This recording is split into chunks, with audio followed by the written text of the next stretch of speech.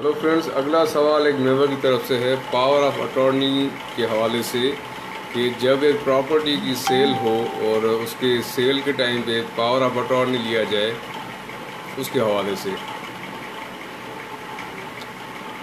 तो इसका जितना मुमकिन है मुख्तसरन जवाब देने की कोशिश करूँगा कि जब भी किसी प्रॉपर्टी की सेल एग्रीमेंट होती है, सेल एग्रीमेंट के बाद उसमें उसका सारा पार्टीज़ के डिटेल्स होते हैं और शेड्यूल ऑफ पेमेंट होता है और उस शेड्यूल ऑफ पेमेंट के तहत फिर फाइनली जब पेमेंट हो जाती है, पोजीशन मिल जाती है और स्टेज आता है transfer of property from the previous owner to the new owner, उस वक्त ये पावर ऑफ अटॉर्नी की बनवाई जाती है।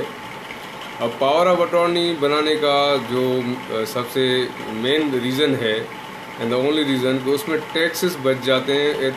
पावर ऑफ अटॉर्नी के हवाले से टैक्सेस पे नहीं होते और ये बड़ा एक सस्ते में काम हो जाता है। मगर साथ में ये समझना ज़रूरी है कि पावर ऑफ अटॉर्नी से ट्रांसफ़र नहीं होता, वो एक पावर मिल जाती है परचेज़र को जिसे ख़रीदा है कि वो एनी टाइम प्रॉपर्टी को ट्रांसफ़र कर सकता है अपने नाम पे या फिर किसी और के नाम पे जिसके भी वो चाहे।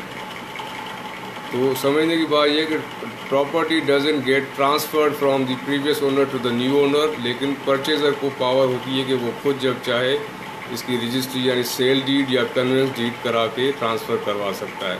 अब कोई भी लीज प्रॉपर्टी आप ख़रीदते हैं तो उसका ट्रांसफ़र का तो यही है कि कन्वेंस डीड या सेल डीड ही बनती है, उसके बाद फिर न्यू ओनर का नाम आ जाता है उस प्रॉपर्टी के साथ। लेकिन सेल डीड या कन्वेंस डीड के अंदर 5-6 किस्म के डिफरेंट टैक्सेस हैं जो कि लागू होते हैं। कुछ प्रोविंशियल सूबाई लेवल के होते हैं, कुछ फेडरल होते हैं और उन टैक्सेस को बचाने के लिए ये पावर ऑफ अटॉर्नी मोस्टली किया जाता है। पावर ऑफ अटॉर्नी एक शॉर्ट टर्म सॉल्यूशन होता है इन मामलात में, क्योंकि पावर उस वक्त तक वैलिड है जब तक उस पावर देने वाला और पावर लेने वाला बोथ आर अलाइव। जब तक वो ज़िंदा हैं तो पावर की लीगल वैल्यू है, मगर इन केस कोई एक शख्स इंतकाल कर जाता है, मींस पावर ऑफ अटॉर्नी में 2 शख्स होते हैं, देने वाला जिसको कहा जाता है प्रिंसिपल, और पावर जिसके नाम पे दी जाती है, जिसको दी जाती है वो होता है एजेंट। तो it is a relationship between an principal and the agent. तो प्रिंसिपल एंड एजेंट दोनों का जब तक वो हयात हैं तब तक पावर ऑफ अटॉर्नी की लीगल वैल्यू है।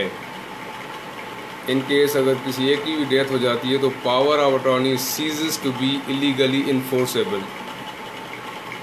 तो इसलिए इसको एक शॉर्ट टर्म सोल्यूशन के तौर पे लिया जाता है और मोस्टली ये लोग जो टैक्सेस बचाने के लिए शॉर्ट टर्म ये करते हैं, उनको ये देखना चाहिए कि आगे जाके तो उनको ट्रांसफ़र करवाना ही करवाना है। तो पावर ऑफ अटॉर्नी उस सूरत में तो यूज़फुल हो सकता है कि किसी ने अगर इन्वेस्टमेंट की है, प्रॉपर्टी ली है और उसका ये ख्याल है कि कुछ अर्से के बाद जब प्रॉपर्टी की वैल्यू कुछ बढ़ जाएगी तो विद सम प्रॉफिट वो प्रॉपर्टी बेच के किसी और के नाम पे ट्रांसफ़र करवा देंगे, तो वो तो ठीक है इन्वेस्टमेंट पॉइंट ऑफ व्यू से। मगर अगर आपको अपने ही नाम पे प्रॉपर्टी रखनी है for the longer period of time, तो at the time of sale आप ट्रांसफ़र कर लें बजाय इसके कि पावर ऑफ अटॉर्नी लें। अब सेल डीड या कन्वेंस डीड के ऊपर जो टैक्सेस हैं 6-7 किस्म के, वो सूबाई और फेडरल है जैसे मैंने कहा। और फॉर एक छोटी सी एग्जांपल, क्योंकि ऑलरेडी मैं इस टैक्सेशन के ऊपर के eight the time of registry taxes कौन से लगते हैं, कितने लगते हैं, इस पर कंप्लीट एक डिटेल वीडियो अवेलेबल है मेरे इस पेज पे, वो आप देख सकते हैं।